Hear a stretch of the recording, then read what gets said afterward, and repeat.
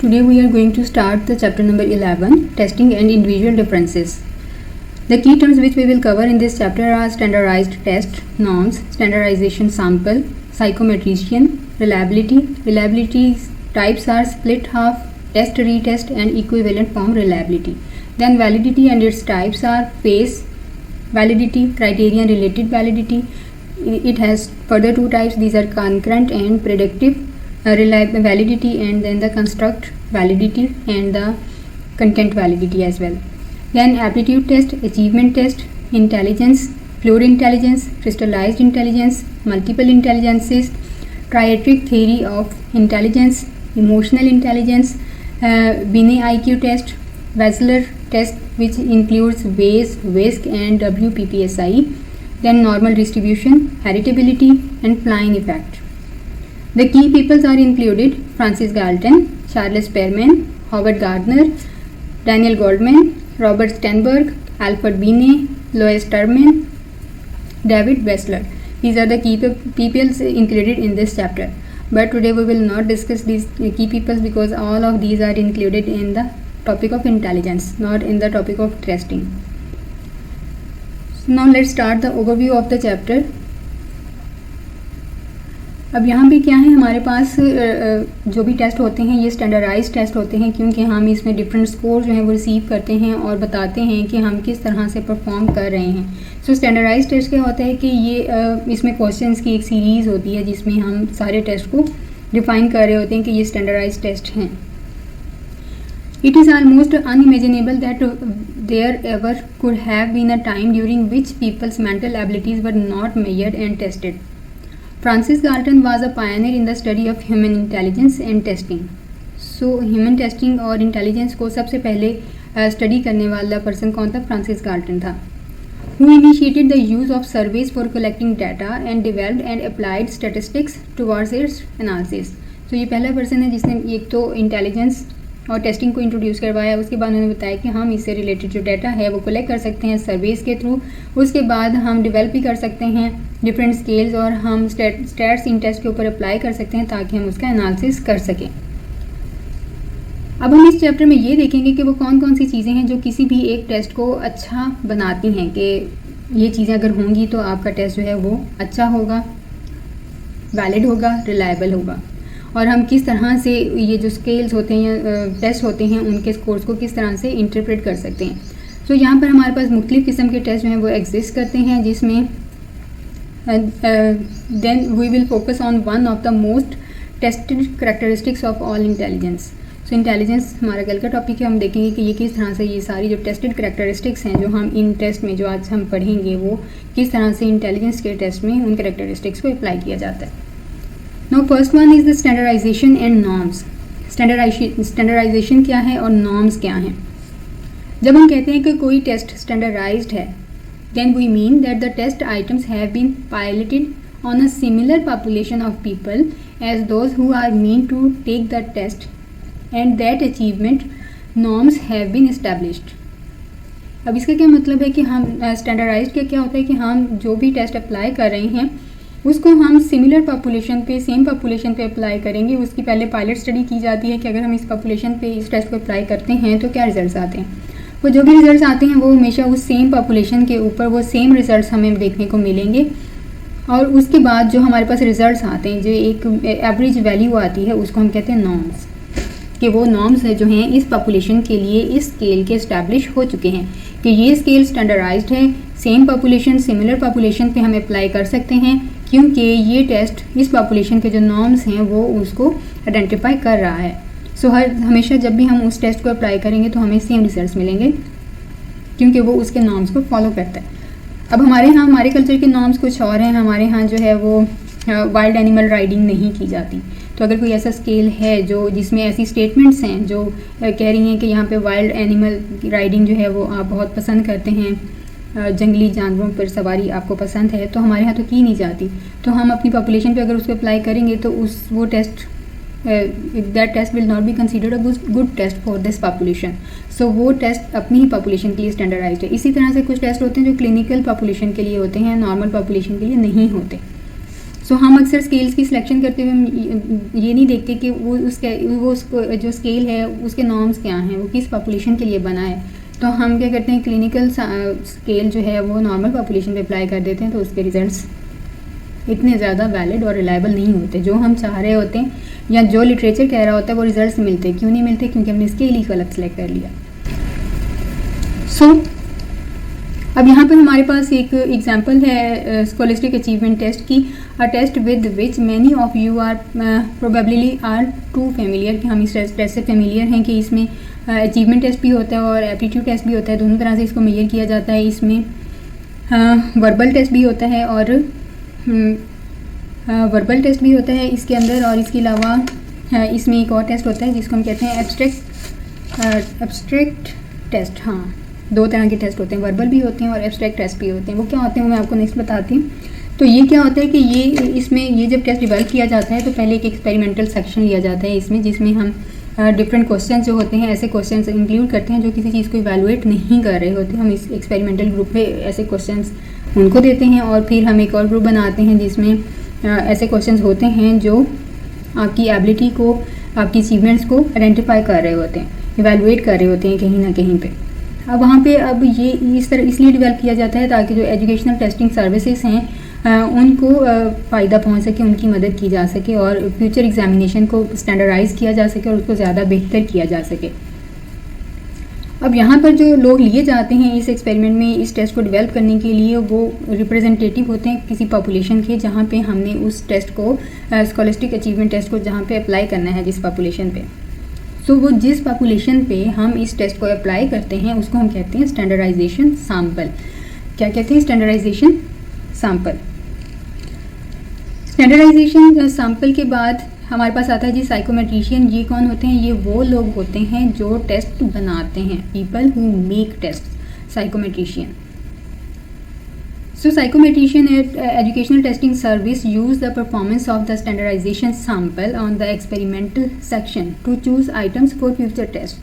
अब यहाँ पे ये जो भी परफॉर्मेंस टेस्ट जब बना रहे होते हैं तो ये ऐसे क्वेश्चंस को सिलेक्ट करते हैं इस सारे एक्सपेरिमेंट में पायलट स्टडी के दौरान, ताकि उन्हीं आइटम्स को सिलेक्ट कर सकें जो फ्यूचर टेस्ट में उनके लिए बेनिफिशियल हों।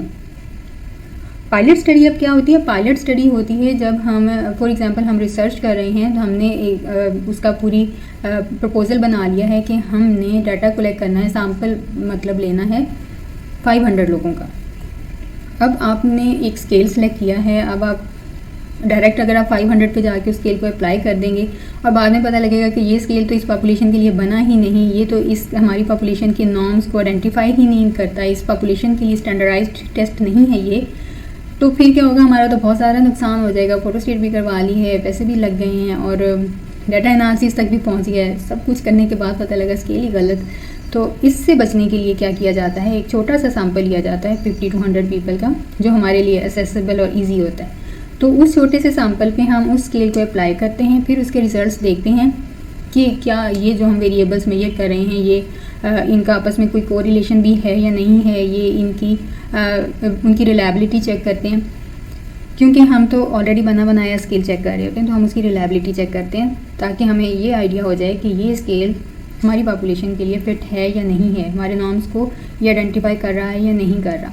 सो उस छोटे से सैंपल पे टेस्टिंग करके वेरिएबल्स का कोरिलेशन निकालना, उसकी रिलायबिलिटी देख लेना, उसको हम कहते हैं पायलट स्टडी।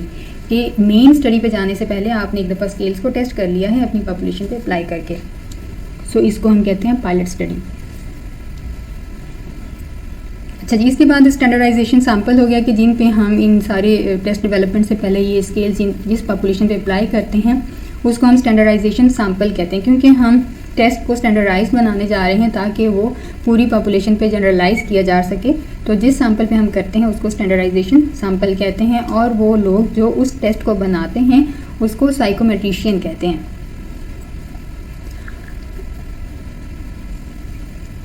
अब यहाँ पर क्या होता है कि ये सारा जो प्रोसेस है इसको, ये जो हमारे परफॉर्मेंस टेस्ट होते हैं जिसमें ये सारे हम अगर स्टैंडर्डाइज्ड अचीवमेंट टेस्ट भी देने जा रहे हैं, तो ये सारी स्टडी और सैम्पलिंग का मकसद ये होता है ताकि हम जो क्वेश्चंस के डिफ़िकल्टी लेवल है उसको भी डिटरमाइन कर सकें, हम परफॉर्मेंस को अच्छे से आइडेंटिफाई कर सकें। तो वहाँ पे क्या होता है, डिफ़िकल्टी लेवल भी एक तरह से सजेस्ट हो जाता है, मतलब easy going to hard going questions की तरफ हम चाहते हैं।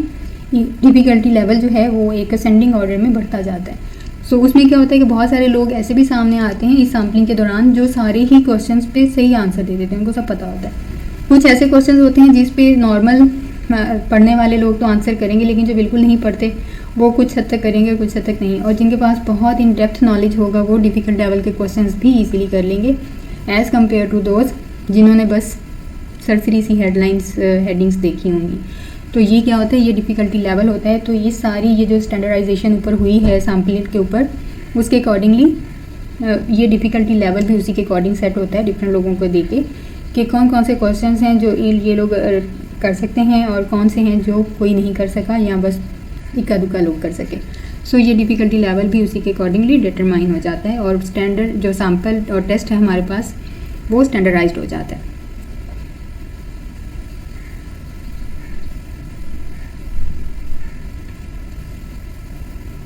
ओके, उसके बाद आते हैं हम जी रिलायबिलिटी और वैलिडिटी की तरफ। रिलायबिलिटी हमें पता है कि रिलायबिलिटी मीन्स क्या है कि जो टेस्ट है अगर हम उसको बार बार अप्लाई भी करें तो वो हमें कंसिस्टेंट रिजल्ट्स दे। तो reliability refers to a test consistency. हमने पहले भी 2-3 बार इसको पढ़ लिया हुआ है। और रिलायबिलिटी क्या है, reliability refers to a test accuracy, कि टेस्ट आपका कितना एक्यूरेट है। अब हम इस रिलायबिलिटी और वैलिडिटी की एग्जाम्पल इसकी टाइप्स को देख लेते हैं कि सबसे पहले हम वैलिडिटी की टाइप देखते हैं। तो हमारे पास आता है जी कंटेंट वैलिडिटी। कंटेंट वैलिडिटी क्या है, is a way to measure if a test accurately assess the entire range of abilities it is supposed to.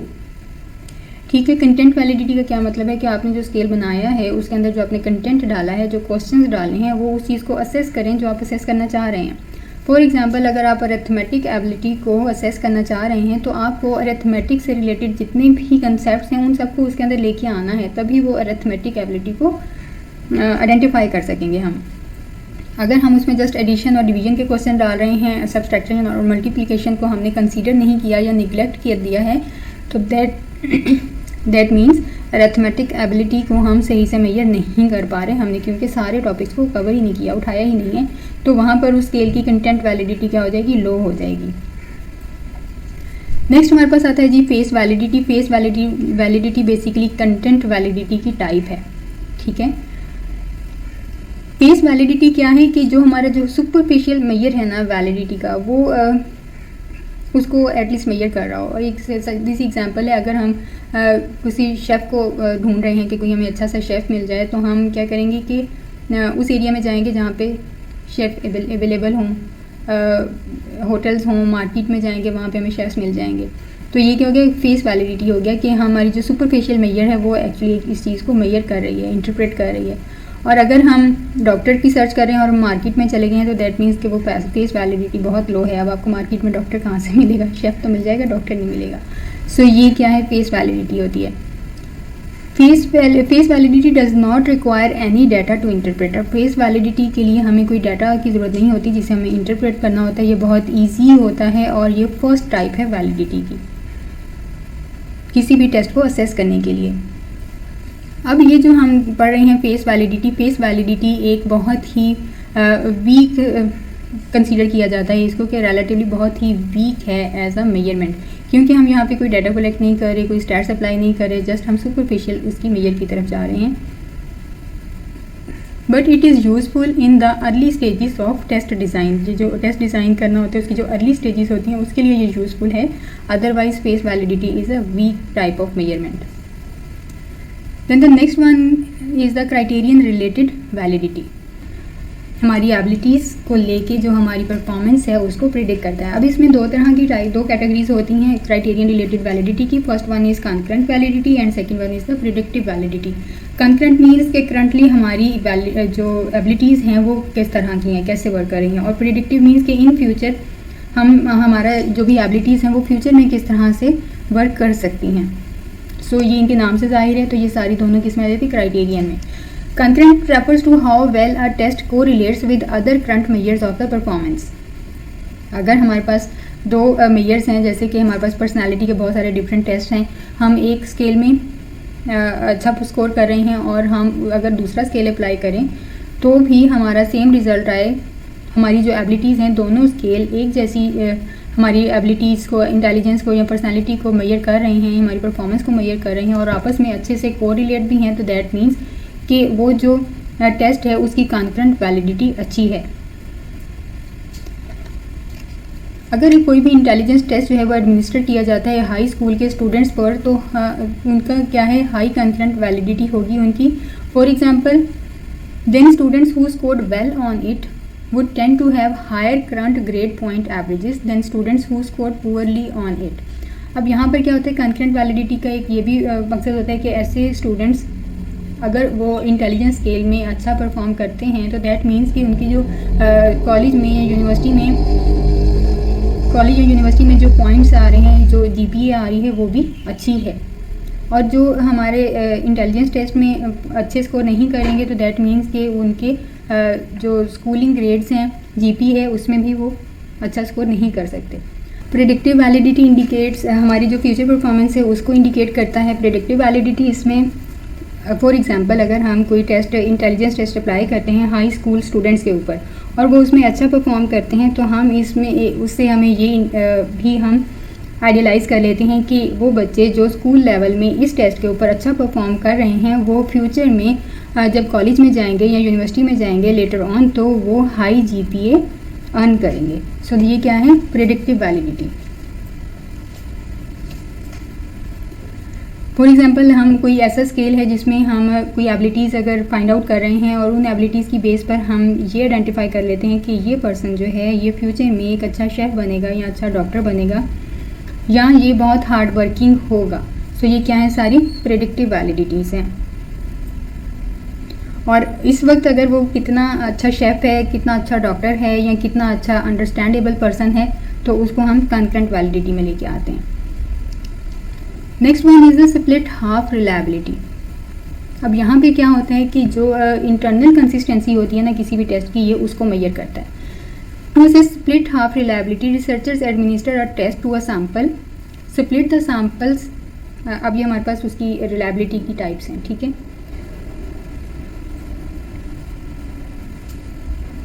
Muzammil क्या कह रहे हैं, प्रेडिक्टिव वैलिडिटी में तो फिर एप्टीट्यूड टेस्ट इंक्लूड होते होंगे ज़्यादा। बिल्कुल, जो प्रोडक्टिव वैलिडिटी होती है उसमें एप्टीट्यूड टेस्ट होते हैं, क्योंकि हम उसमें देख रहे होते हैं कि हमारी एबिलिटी है क्या, हम किस तरह का प्रोड्यूस कर सकते हैं। सो वहाँ पे एप्टीट्यूड टेस्ट आते हैं जो कि हमारी एबिलिटीज़ को बेसिकली फाइंड आउट कर रहे होते हैं, और जो अचीवमेंट टेस्ट होते हैं वो हमारी पास्ट लर्निंग और हमारे एक्सपीरियंसेस को आइडेंटिफाई कर रहे होते हैं। सो ये दोनों एप्टीट्यूड और अचीवमेंट टेस्ट को ध्यान में रखते हुए ही हम जो भी क्वेश्चन आता है उसको आंसर करते हैं। लेकिन ये वाला टेस्ट किस चीज़ को बेसिकली मेजर कर रहा है, हमारी एबिलिटीज़ को या फिर हमारी पास्ट लर्निंग को। अभी जो हमने PPSC एग्ज़ाम देना है वो बेसिकली अचीवमेंट टेस्ट होता है कि हमने कितना याद किया, हमने कितना उस टॉपिक को कवर किया कि हम इस टेस्ट को पास कर सकते हैं। ये एप्टीट्यूड टेस्ट नहीं होता। ओके जी, वैलिडिटी के बाद हमारे पास आती हैं जी रिलायबिलिटी की टाइप्स। रिलायबिलिटी में हमारे पास जो इसमें हम स्प्लिट हाफ रिलायबिलिटी में क्या है कि हम उस मेजर की या उस स्केल की इंटरनल रिलायबिलिटी चेक करते हैं कि ये जो स्केल है कितना रिलायबल है। इसके लिए हम स्प्लिट हाफ में क्या करेंगे, जो हमारे पास स्केल है उसको हम रैंडमली उसके जो आइटम्स हैं 2 पार्ट्स में डिवाइड कर देंगे। फिर हम 2 ग्रुप होंगे, उन दोनों को हम अलग अलग से वो आइटम्स दे देंगे। वो उस पर जो भी स्कोर करेंगे हम उस स्कोर को कलेक्ट करेंगे दोनों को अलग अलग, और फिर उनका आपस में कोरिलेशन फाइंड आउट करेंगे। और जितना ज़्यादा उनका कोरिलेशन आपस में एक दूसरे के साथ ज़्यादा स्ट्रॉन्ग होगा, कोरिलेशन हमें पता है कि +-1 के जितना ज़्यादा करीब होगा उतना ही ज़्यादा वो कोरिलेटेड होगा। सो हम उन दोनों स्कोर्स को इस तरह से आपस में उनका कोरिलेशन चेक करेंगे, और जितना ज़्यादा वो आपस में कोरिलेट करेंगे दैट मीन्स कि उसकी जो आइटम्स हैं वो इंटरनली कोरिलेटेड हैं, रिलायबल हैं। अब इसकी मैं आपको बताती हूँ कि जब आपके पास कोई स्केल होता है, आप उसकी रिलायबिलिटी चेक कर रहे होते हैं, तो हम इंटर आइटम कोरिलेशन चेक करते हैं। एक टेस्ट आता है SPSS में, अगर आपके पास कोई हो SPSS का डाटा तो आप चेक कर सकते हैं, उसमें इंटर आइटम कोरिलेशन आता है। अब उसमें वहाँ पे कुछ आइटम्स होते हैं जो आपस में पॉजिटिवली कोरिलेट कर रहे होते हैं, कुछ आइटम्स ऐसे होते हैं जो नेगेटिवली कोरिलेट कर रहे होते हैं। उससे हमें ये पता लग जाता है कि हमने इन स्केल्स की नेगेटिव स्कोरिंग भी होती है ना, कि ऑल्टर्ड कुछ स्कोर्स होते हैं, तो समटाइम्स हम उसको ऑल्टर्ड स्कोरिंग नहीं करते और वो आपस में उनका अच्छा कोरिलेशन आता ही नहीं है, कुछ पॉजिटिव में आ जाते हैं, कुछ नेगेटिव में आ जाते हैं। तो वहाँ पे हमें पता लग जाता है कि ये वाला जो नेगेटिव में आ रहा है ना, ये बाकी स्केल्स क्वेश्चंस के साथ ये कोरिलेट नहीं कर रहा, जिसकी वजह से रिलायबिलिटी बहुत लो आ रही है। तो वहाँ पे हम उस स्टेटमेंट को रिकंसीडर करते हैं और फिर उसको जब हम पायलट स्टडी करते हैं तो इस तरह के आइटम्स को हम रिकंसीडर कर रहे होते हैं और फिर उनको दोबारा से चेक करते हैं कि कहीं नेगेटिव स्कोरिंग तो नहीं थी, और ये आइटम जो नेगेटिव स्कोर दे रहे हैं क्या ये बाकी सब के साथ मैच कर रहे हैं, मतलब वैलिड था, वही चीज़ मेजर कर रहा है जो बाकी सारे कर रहे हैं। सो उसमें होता है ये कि अगर हम उस नेगेटिव स्कोर वाले आइटम को निकाल दें, अगर उसकी नेगेटिव स्कोरिंग भी नहीं है फिर भी वो नेगेटिव आ रहा है, तो अगर हम उसको निकाल दें तो रिलायबिलिटी अच्छी हो जाती है। सो ये सारा चल रहा होता है, इंटर आइटम कोरिलेशन होना चाहिए, आइटम एक दूसरे के साथ कोरिलेट करने चाहिए। इसी तरह से हमारे पास आता है जी इक्विवेलेंट फॉर्म रिलायबिलिटी। अब यहाँ पे क्या होता है कि एक टेस्ट है, उसके 2 वर्जन्स हैं या 2 टेस्ट हैं जो एक ही चीज़ को मेजर कर रहे हैं, तो हम उन दोनों को अलग अलग लोगों पे अप्लाई करेंगे। अब यहाँ पे क्या होता है कि ये स्प्लिट हाफ रिलायबिलिटी से कैसे डिफरेंट है, because in that the questions are administered at different times to the same sample of test takers. जो टेस्ट टेकर्स हैं वो उन पे हम डिफरेंट टाइम्स में एक टेस्ट जो है वो एडमिनिस्टर करते हैं, तो इसको हम कहते हैं equivalent form reliability. Different time होता है लेकिन जो हमारे पास सैम्पल होता है वो सेम होता है टेस्ट टेकर्स का, तो हमारे पास यहाँ पे 2 वर्जन्स होते हैं स्केल के, उन दोनों पे हम सेम लोगों पे उसको अप्लाई करते हैं और उसके रिजल्ट्स को आपस में कोरिलेट करते हैं। सो जितना ज़्यादा उनका कोरिलेशन हाई होगा दैट मीन्स कि इक्विवेलेंट फॉर्म रिलायबिलिटी उतनी ही ज़्यादा है। इसके बाद हमारे पास आता है test retest reliability. Test retest reliability में क्या होता है कि इसमें मोस्टली इन्वॉल्व होते हैं सेम सेट ऑफ क्वेश्चंस होता है, सेम सैम्पल होता है इंडिविजुअल्स का और डिफरेंट टाइम्स होते हैं। ठीक है, क्वेश्चंस भी सेम है, ऊपर वाले में क्या है क्वेश्चन सेम है, डिफरेंट है क्योंकि स्केल्स ही डिफरेंट है। अब टेस्ट रीटेस्ट में क्या है, टेस्ट वही है, सेम स्केल है, सेम सेट है क्वेश्चंस का, और हमारे पास जो इंडिविजुअल्स हैं वो भी सेम हैं लेकिन टाइमिंग डिफरेंट है। पहले हमने 10 मिनट पहले हमने एक टेस्ट अप्लाई किया, फिर हम थोड़ा सा वक्फा लेते हैं और 10 मिनट के बाद दोबारा फिर से हम वही टेस्ट अप्लाई कर देते हैं, तो इसको हम क्या कहते हैं टेस्ट रीटेस्ट रिलायबिलिटी। अब इसका एक चैलेंजिंग है ये वाली वैलिडिटी या रिलायबिलिटी, क्योंकि यहाँ पे इसकी बहुत सारी रीजंस हैं। सबसे पहली तो ये है कि जो टेस्ट टेकर है वो सेकंड टाइम एक टेस्ट लेने जा रहा है और उसको क्वेश्चन जो हैं क्योंकि वो फर्स्ट टाइम अटैम्प्ट कर चुका है तो अब उसको आंसर्स याद होंगे, तो सेकंड टाइम जब हम इसको एडमिनिस्टर करेंगे सेम स्केल को, तो वो टेस्ट स्केल को आइडेंटिफाई करने के बजाय वो हमारी अब मेमोरी को असेस कर रहा है सेम टेस्ट। सो क्योंकि ये टेस्ट बनाया गया था स्केल्स को असेस करने के लिए, लेकिन जब हम सेकंड टाइम अप्लाई करते हैं आंसर्स उसके याद हो गए हैं, तो वो स्किल्स ओरिजिनलिटी की बजाय वो मेमोरी रिलेटेड टेस्ट हो जाएगा कि आपको आइटम्स कितने ज़्यादा याद हैं। तो वो जहाँ पे थोड़ी सी टेस्ट रीटेस्ट रिलायबिलिटी है वो भी थोड़ी सी चैलेंजिंग हो जाती है।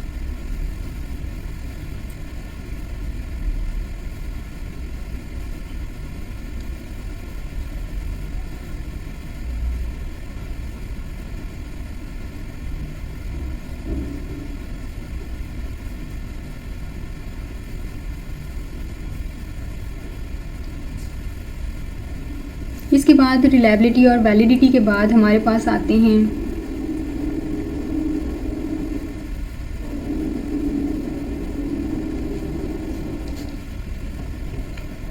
इसको हम रिलायबिलिटी और वैलिडिटी को थोड़ा एक नज़र दोबारा से देख लेते हैं कि ऐसे टेस्ट जो ना तो रिलायबल हैं ना ही वैलिड हैं। An archer always misses the target, sometimes shooting too high, sometimes too low, sometimes too far to the left, sometimes too far to the right। अब यहाँ पर क्या है कि वो शूट कर रहे हैं लेकिन वो शूटिंग कभी हाई है, कभी लो है, कभी लेफ़्ट है, कभी राइट है, कभी बहुत दूर है, तो इस तरह के स्केल ना तो रिलायबल हैं और ना ही वैलिड हैं। इसके बाद टेस्ट रिलायबल है लेकिन वैलिड नहीं है। अब इसमें क्या होगा, जो आर्कर है वो हमेशा जो टारगेट है वो मिस कर देगा, but the arrows consistently go just over the right side of the top of the target. क्या वो जो भी शूटिंग कर रहे हैं वो हमेशा राइट साइड पर ही जा रहा है, टारगेट के सिर्फ राइट साइड पे जा रहा है। दैट मीन्स कि वो जो टेस्ट हम कर रहे हैं वो रिलायबल तो है लेकिन वैलिड नहीं है। क्योंकि हर दफ़ा मिस हो जाता है, जो चीज़ हम मेजर करना चाह रहे हैं वो मेजर हो ही नहीं रही। अब टेस्ट रिलायबल और वैलिड कब होते हैं? जब जो बुल की आइस है बिल्कुल उसके करीब अगर एरो जाता है तो फिर उसका मतलब कि टेस्ट रिलायबल भी है, वैलिड भी है।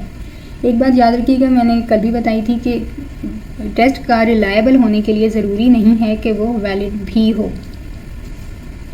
ठीक है,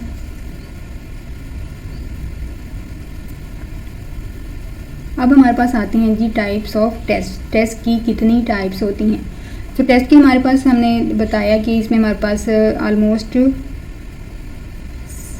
8 टाइप्स होती हैं टेस्ट की, 8 डिफरेंट टाइप्स हैं। सबसे पहले हमारे पास दो जो टेस्ट हैं उसको हम कहते हैं जी एप्टीट्यूड टेस्ट या और अचीवमेंट टेस्ट। पहली दो टाइप्स। एप्टीट्यूड टेस्ट में क्या होता है? हमारी एबिलिटी और पोटेंशियल को मेजर किया जाता है कि हमारी कितनी एबिलिटी है, कितना पोटेंशियल है हमें काम करने का। और अचीवमेंट टेस्ट में क्या होता है कि हमने कितना लर्न कर लिया है या हम कितना अकम्प्लिश कर चुके हैं। सो हमारी जो बेसिकली जॉब्स होती हैं उसमें दोनों चीज़ें मेजर की जाती हैं। अचीवमेंट टेस्ट हमारे लिए जाते हैं जो हम रिटन टेस्ट के थ्रू दे के आएंगे, ठीक है। और जब हम इंटरव्यू में जाते हैं, इंटरव्यू के प्रोसेस में होते हैं, तो वहाँ पे एप्टीट्यूड टेस्टिंग हमारी एबिलिटी और पोटेंशियल को चेक किया जाता है। कैसे? एक तो पास्ट क्वेश्चंस तो पूछे ही जाते हैं सब्जेक्ट से रिलेटेड, लेकिन वहाँ पे अब डिफरेंट सिचुएशंस जब क्रिएट करके पूछी जाती हैं तो वहाँ पे अब आपकी एबिलिटी चेक होती है कि आप कितने एबल हैं किसी सिचुएशन को हैंडल करने में, या आपके अंदर कितना पोटेंशियल है। आपको वहाँ पे स्ट्रेस क्रिएट करके आपका वहाँ पे पोटेंशियल भी चेक कर रहे होते हैं, आप कितने एबल हैं स्ट्रेस को हैंडल करने के लिए। सो ये दोनों तरह के टेस्ट जब हम इस टेस्टिंग प्रोसीजर में जाते हैं तो ये चेक किए जाते हैं दोनों चीज़ें। अब हमारे पास जितने भी इंटेलिजेंस टेस्ट होते हैं इनको सपोज किया जाता है कि ये एप्टीट्यूड टेस्ट हैं, क्योंकि यहाँ पर हमारी डिफरेंट पोटेंशियल्स होते हैं, हमारी डिफरेंट तरह की एबिलिटीज़ होती हैं जिनको चेक किया जाता है। अगर आप वेस को ही ले लें तो वहाँ पे वर्बल नॉन वर्बल दोनों तरह की टेस्टिंग हमारी हो रही होती है। तो वो क्या है? हमारी एबिलिटी को चेक कर रहे होते हैं, हमारी पोटेंशियल को चेक कर रहे होते हैं। तो इंटेलिजेंस टेस्ट को कंसिडर किया जाता है कि ये एप्टीट्यूड टेस्ट होते हैं, क्योंकि इस तरह के टेस्ट किसी भी पर्सन की पोटेंशियल को चेक करने के लिए बनाए जाते हैं, ना कि उसके करंट लेवल जो होता है उसका अचीवमेंट का, ना कि उसको चेक करने के लिए ये होते हैं। सो इस चीज़ को जहन में रखना है। कोई भी टेस्ट अगर एग्जांपल के तौर पे सामने आ जाता है तो आपने देख लेना है कि ये हमारी लर्नड मटेरियल के बारे में ये टेस्ट होता है, या जो हमारी अकम्प्लिशमेंट्स होती हैं उनके बारे में वो है, या फिर ये हमारी एबिलिटीज़ को, हमारे पोटेंशियल को चेक कर रहा है। तो उसी के अकॉर्डिंगली फिर आपने इन दोनों टेस्ट में टिक करना होता है कि ये कौन सा टेस्ट है। इसके अलावा जो हमारे जितने भी स्कूल्स में जो हमारे टेस्ट होते हैं, सारा सिलेबस पढ़ाने के बाद जो टेस्ट लिया जाता है उसको अचीवमेंट टेस्ट बेसिकली कंसीडर किया जाता है। वो हमारे अचीवमेंट टेस्ट होते हैं जो ये इंडिकेट करते हैं कि हमने एक सब्जेक्ट के बारे में कितना लर्न कर लिया है, कितना अच्छा लर्न कर लिया है। अब ये जितने भी टेस्ट हैं डेफिनेटली इम्पॉसिबल है कि हमारी जितनी भी सारी क्वालिटीज़ हैं, हमारे जितने भी लर्नड सब्जेक्ट से रिलेटेड जितना भी लर्निंग मटेरियल है हमारा, या जितनी भी हमारी एबिलिटीज़ हैं, पोटेंशियल्स हैं, उन सबको एक साथ मेजर करना तो डेफिनेटली इम्पॉसिबल है। लेकिन कुछ हद तक ये हमारी किसी पार्टिकुलर फील्ड या स्किल्स को लेके, हमारे एक्सपीरियंस को लेके ये ज़रूर उस चीज़ को मेजर कर लेते हैं। लेकिन अब यहाँ पर क्या होता है कि अगर कोई बंदा एक्सपीरियंस है और उसकी हम एबिलिटी चेक करते हैं as compare to that person who is not experience, तो डेफिनेटली जो बंदा एक्सपीरियंस है वो ज़्यादा अच्छा स्कोर करेगा एबिलिटी टेस्ट में। फॉर एग्जांपल, अगर एक टीचर है स्कूल में अच्छा पढ़ाता है तो उसको बोलने का पता है कि बोलना कैसे है, as compare to that person जो पहली दफ़ा इंटरव्यू पैनल में जा रहा है। एक बंदा पहले भी इंटरव्यू दे के आ चुका है, वो उस पैनल से ऑलरेडी वाकिफ़ है। एक बंदा पहली दफ़ा जा रहा है, वो उससे वाकिफ़ नहीं है। तो दोनों की एबिलिटीज़ या परफॉर्मेंस जो है वहाँ पे थोड़ा सा शेक करेगी, इफ़ेक्ट करेगी। सो यही वजह होती है कि मोस्टली इंस्टीट्यूट्स में एक्सपीरियंस बेस्ड बंदा रखा जाता है, क्योंकि वो इन सारी चीज़ों से फैमिलियर होता है, उसको नए सिरे से कोई चीज़ सिखानी नहीं पड़ती, उसकी एबिलिटीज़ भी as compare to non experience person ज़्यादा होती हैं। ठीक है, बिल्कुल इसी तरह से हमारी ये सब्जेक्ट से रिलेटेड आप जितना ज़्यादा इस सब्जेक्ट को पढ़ेंगे, जितनी ज़्यादा बुक्स से पढ़ेंगे, जितनी ज़्यादा उसकी रिवीजन करेंगे, तो आपका जो अचीवमेंट टेस्ट है आप उसमें ज़्यादा हाई आउटस्टैंडिंग स्कोर उसमें गेन कर सकेंगे एज़ कम्पेयर टू दोस्त जो सिर्फ हफ्ता पहले बुक उठाएंगे और फिर उसको रीड आउट कर लेंगे। लेकिन डिपेंड करता है पर्सन की, एक इंटेलिजेंस लेवल भी होता है। कुछ बंदे बहुत ही इंटेलिजेंस होते हैं कि उन्होंने ऑलरेडी सब याद किया होता है, जस्ट रिवीजन की ज़रूरत होती है। तो ऐसे लोग भी होते हैं जो हफ्ता पहले इसलिए उठाते हैं क्योंकि वो ऑलरेडी उनके कंसेप्ट्स बहुत ज़्यादा अच्छे हैं। लेकिन फिर भी रिविजन्स, टेस्टिंग बार बार बहुत ज़्यादा मैटर करती है। इसके बाद हमारे पास ये दूसरे नंबर पे जो टेस्ट आते हैं, इन दोनों के बाद थर्ड नंबर पे है जी speed test and fourth one is the power test. Speed test क्या होता है कि टाइम ड्यूरेशन आपके पास बहुत कम है और नंबर ऑफ़ क्वेश्चंस आपके पास ज़्यादा हैं, मतलब शॉर्ट पीरियड ऑफ टाइम में आपने ज़्यादा क्वेश्चंस अटैम्प्ट करने हैं। और इस तरह की स्पीड टेस्ट का मकसद क्या होता है, ताकि आपकी प्रॉब्लम सॉल्विंग स्किल्स को समझा जा सके कि आप एक प्रॉब्लम को कितने ड्यूरेशन में सॉल्व कर सकते हैं। सो ये स्पीड टेस्ट बेसिकली सिर्फ आपकी वो रिटर्न एबिलिटी या अचीवमेंट को ही टेस्ट नहीं कर रहे होते, वो आपकी प्रॉब्लम सॉल्विंग स्किल्स को भी जज कर रहे होते हैं कि आपने कम टाइम में कितने ज़्यादा क्वेश्चन सॉल्व किया, आपने सिचुएशन को कितनी जल्दी समझा। जितनी जल्दी समझेंगे उतनी जल्दी आप उस प्रॉब्लम को सॉल्व कर लेंगे। तो ये जो हमारे पास गेट जनरल का टेस्ट होता है ना, वो बेसिकली इसी टाइप का होता है। उसमें इतने डिफ़िकल्ट लॉजिकल टाइप और एनालिटिकल रीजनिंग टाइप क्वेश्चंस होते हैं, लेकिन टाइम बहुत लिमिटेड होता है कि आप उस लिमिटेड टाइम में उस पूरे टेस्ट को सॉल्व नहीं कर सकते, आपको कोई ना कोई क्वेश्चन रह जाता है। और जितने ज़्यादा लोग उनको सॉल्व कर लेंगे, दैट मीन्स कि उनकी अंडरस्टैंडिंग एबिलिटी बहुत ज़्यादा अच्छी है, उनका पोटेंशियल बहुत अच्छा है, वो कम ड्यूरेशन में ज़्यादा डिफ़िकल्ट प्रॉब्लम्स को अच्छे से सॉल्व कर सकते हैं। और ये जो स्पीड टेस्ट होते हैं, उनको ये भी पता होता है कि ये जो टाइम हमने इनको दिया है, ये इन प्रॉब्लम्स को सॉल्व करने के लिए इनसफिशेंट है, लेकिन फिर भी ये दिया जाता है ताकि आपकी प्रॉब्लम सॉल्विंग स्किल्स को चेक किया जा सके। सेकेंड वन होता है हमारे पास पावर टेस्ट। पावर टेस्ट क्या है?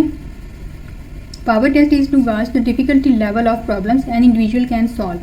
पावर टेस्ट में क्या होता है कि आपके जो आइटम्स होते हैं उनका डिफ़िकल्टी लेवल जो है वो स्लोली इंक्रीज़ करता जाता है। पहले इजी क्वेश्चन होते हैं, फिर थोड़े से डिफ़िकल्ट, फिर थोड़े से डिफ़िकल्ट, फिर थोड़े से डिफ़िकल्ट, कि आप जो डिफ़िकल्टी लेवल है उसको किस हद तक आप उसको सॉल्व कर सकते हैं। डिफ़िकल्ट लेवल देखा जाता है कि कितनी ज़्यादा डिफ़िकल्ट सिचुएशंस अगर आपको दी जाएँ तो आप उसको हैंडल कर सकते हैं या नहीं कर सकते, तो इसलिए डिफ़िकल्टी लेवल उसका बढ़ा दिया जाता है।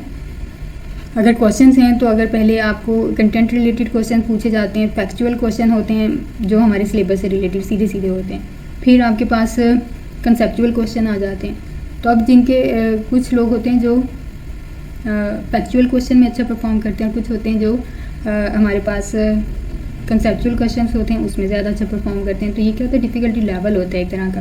कंसेप्चुअल क्वेश्चन आपका डिफ़िकल्टी लेवल है कि आपने टॉपिक तो पढ़ लिया, रटा मार लिया, लेकिन आपने उसके कंसेप्ट को भी समझा या नहीं समझा।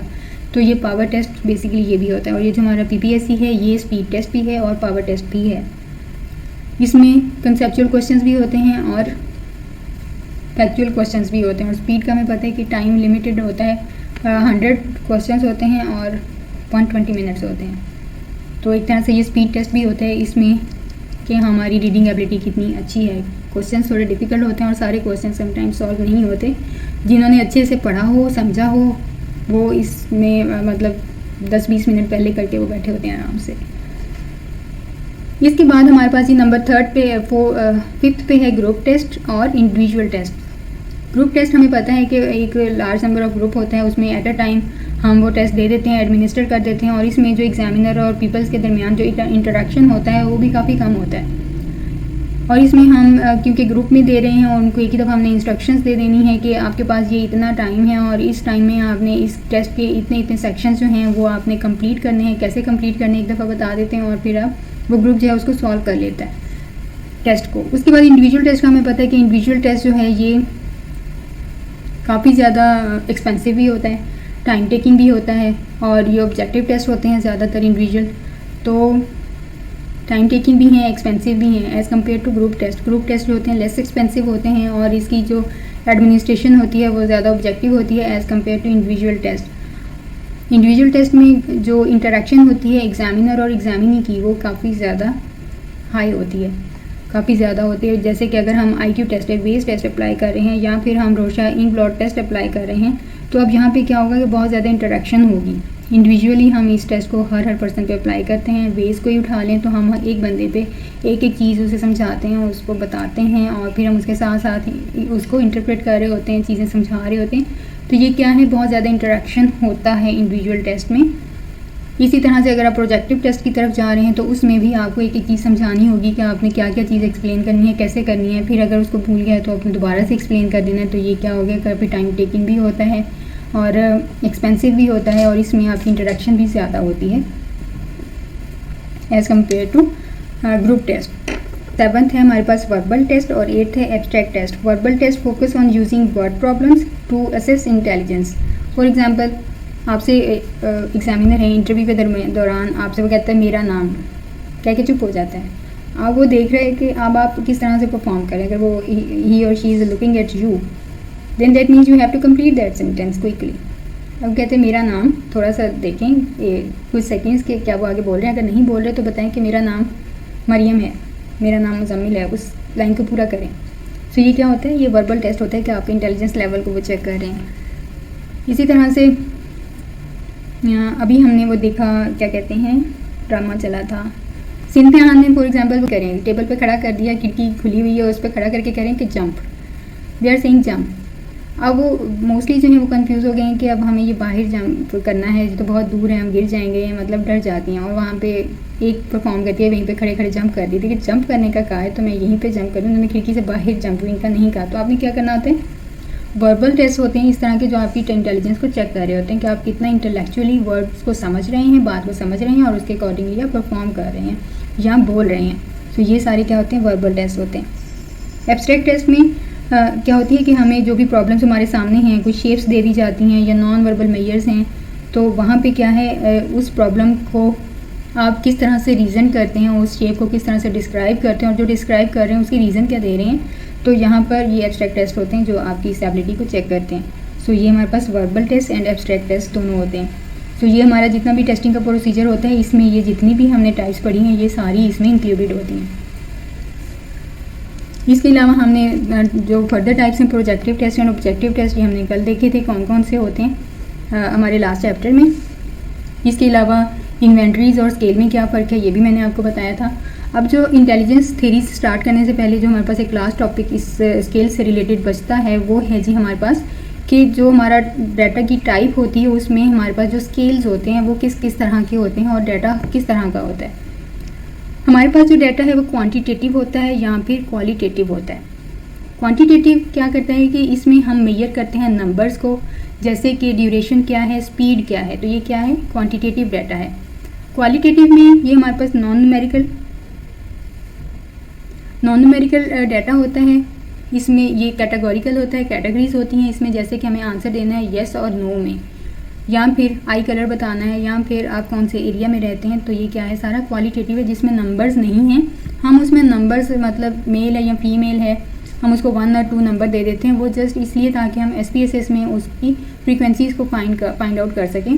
तो वो हम इसलिए येस को 1 और नो को 0 या येस को 1 नो को 2 कह देते हैं। तो वो क्या हो जाता है, हमारे पास SPSS में इस चीज़ को एनालाइज करने के लिए हम वो नंबर्स देते हैं, बेसिकली वो क्वालिटेटिव ही होता है।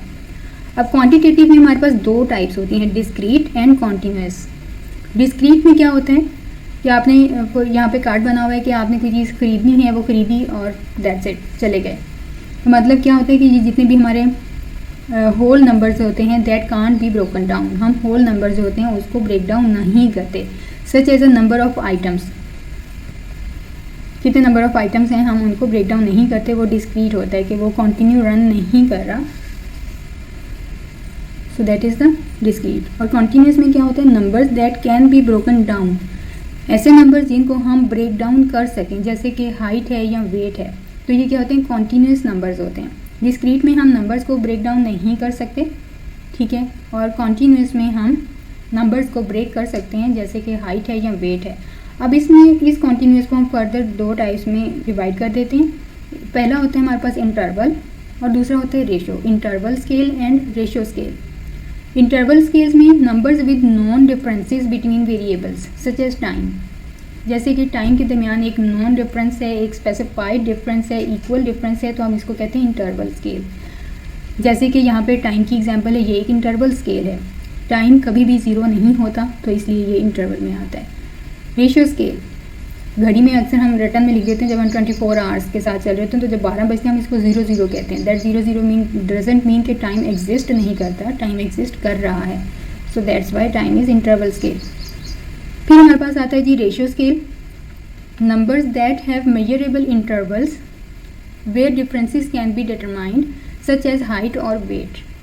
अब हमारे पास यहाँ क्या है कि ये जो हमारे पास इसमें जो इंटरवल्स होते हैं वो मेजरेबल होते हैं, इसमें जो डिफरेंस होता है हम उसको भी डिटरमाइन करते हैं, और इसके अंदर हमारे पास आ जाते हैं जी हाइट और वेट। अब हम कह रहे हैं कि एक पर्सन मतलब रेशियो एक ऐसा स्केल है जिसमें एब्सोल्यूट 0 पॉइंट एग्जिस्ट करता है। अब फॉर एग्जांपल हमारी हाइट, हम कहते हैं कि हाइट 0 कैसे हो सकती है, ठीक है। तो हाइट जब हम ज़मीन पे खड़े हैं तो ज़मीन पे तो हमारी हाइट 0 है ना, तो वो इसलिए उसको हाइट को हम रेशियो स्केल में लेके आते हैं कि ये जो हाइट है ये रेशियो स्केल में आती है, क्योंकि at that point from where we are measuring the height, that point is the 0 point, so इसलिए height is the ratio scale. इसके बाद हमारे पास आता है जी क्वालिटेटिव। इसी तरह से वेट भी होता है कि जब तक आप हमें किसी भी चीज़ का वेट करना है तो वो वेट स्टार्ट करने से पहले वहाँ पे एक एब्सोल्यूट 0 पॉइंट होता है वेट का। जब हम उस पर वेट डालेंगे तो वेट बढ़ता जाएगा, उससे पहले उसमें एब्सोल्यूट 0 पॉइंट है। सो इसलिए हाइट और वेट दोनों ही रेशियो स्केल में आती हैं। क्वालिटेटिव में हमारे पास आता है nominal scale and ordinal scale. Nominal scale क्या है?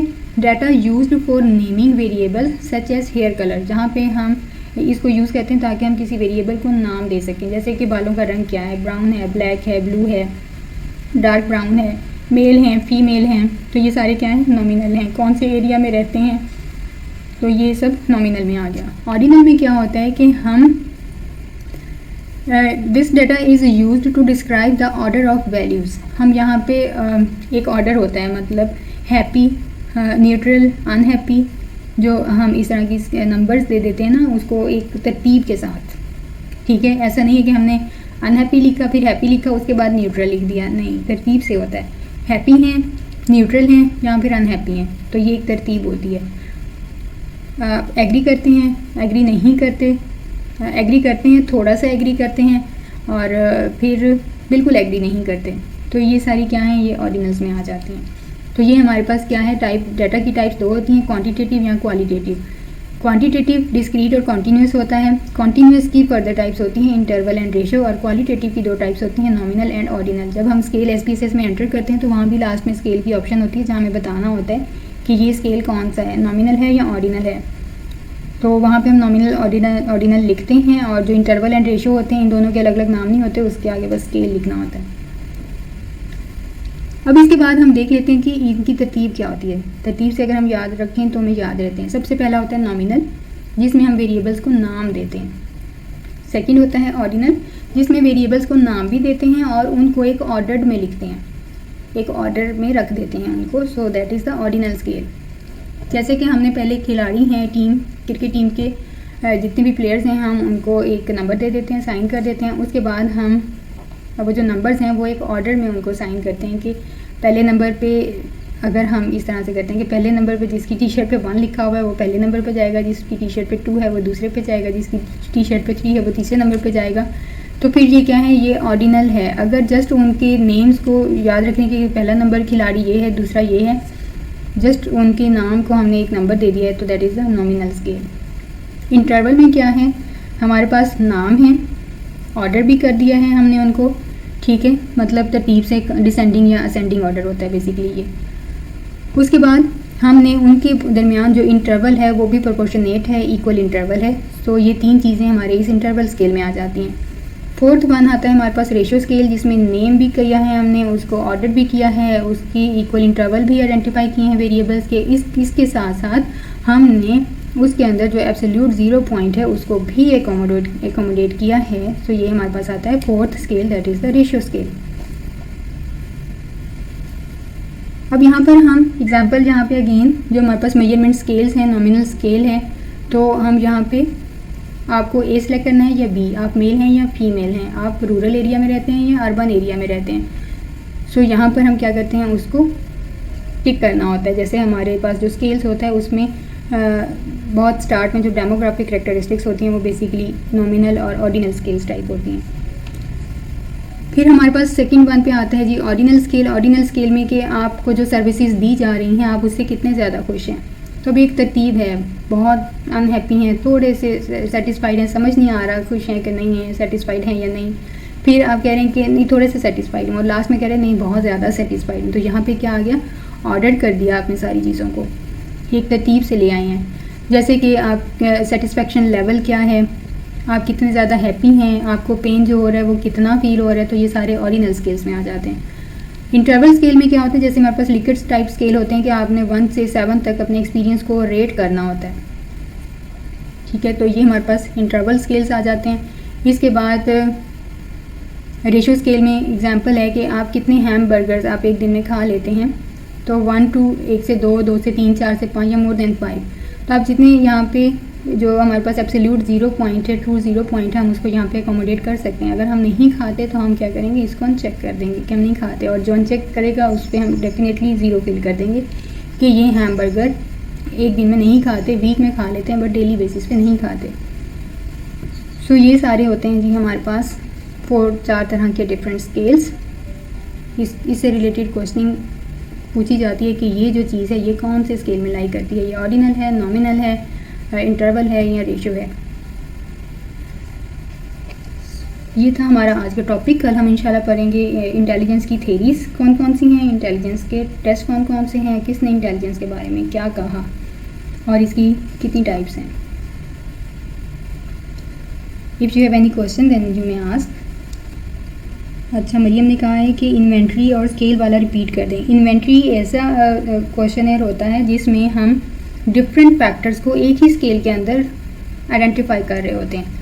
जैसे कि 16 PF है, MMPI है, ये इन्वेंट्रीज़ हैं, ठीक है। बैक डिप्रेशन इन्वेंट्री है, उसमें हम डिप्रेशन, एंग्जाइटी और स्ट्रेस तीनों चीज़ें आइडेंटिफाई कर रहे होते हैं बैक डिप्रेशन इन्वेंट्री में।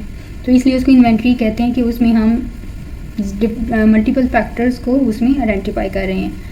इसी तरह से हमारे पास जो MMPI है या 16 PF personality test, personality test जितने भी हैं ये मल्टीपल फैक्टर्स इसके अंदर हम आइडेंटिफाई कर रहे होते हैं। तो ये क्या है, इन्वेंट्री है।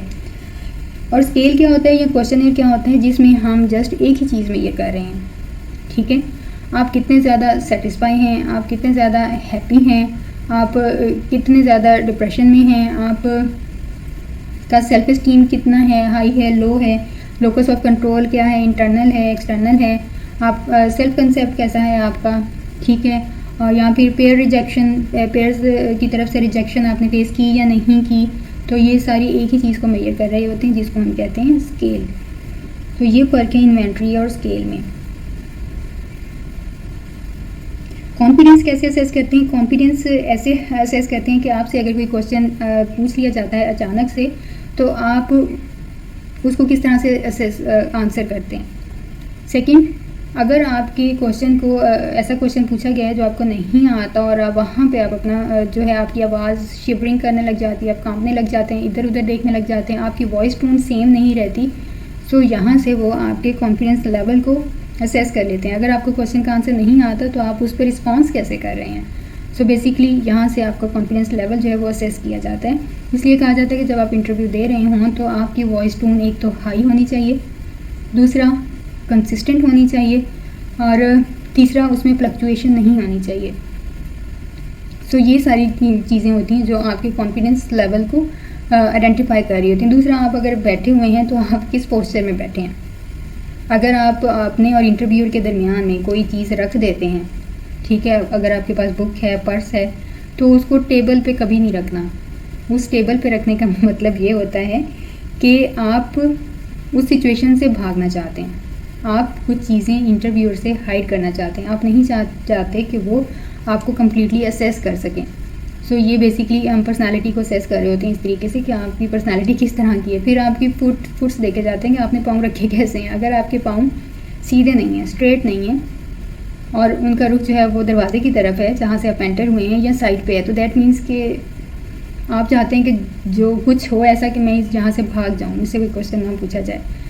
सो ये चीज़ें क्या होती हैं, आप कितने ज़्यादा कॉन्फिडेंट हैं, आप इस सिचुएशन को फेस करने के लिए कितने ज़्यादा रेडी हैं, आपकी रेडीनेस वो चेक की जाती है। तो अगर आपके पास कोई भी चीज़ है, पर्स है, मोबाइल है, फाइल है, तो आप उसको आपके पास जो पर्स है उसे साइड पे रखें, दरमियान में कभी ना रखें। अपने और एग्जामिनर के दरमियान टेबल पे कुछ ना रखें। आप खुद पहले से पढ़ा हो दैट्स ओके, खुद कुछ नहीं रखना। अपने फुट्स की पोजीशन को सीधे रखना है, स्ट्रेट होकर बैठना है, पाँव आपने एक दूसरे के ऊपर चढ़ा के नहीं रखनी। इसका मतलब है कि आप कुछ खुद को बड़ी कोई तोप चीज़ समझते हैं और टांग पे टांग नहीं रखनी। तो सीधे बैठना है, स्ट्रेट बैठना है और एक्टिव होके बैठना है। तो ये आपकी सिटिंग पोजीशंस मीन्स आपकी गेस्चर्स एंड पोस्चर्स बहुत ज़्यादा मैटर करते हैं।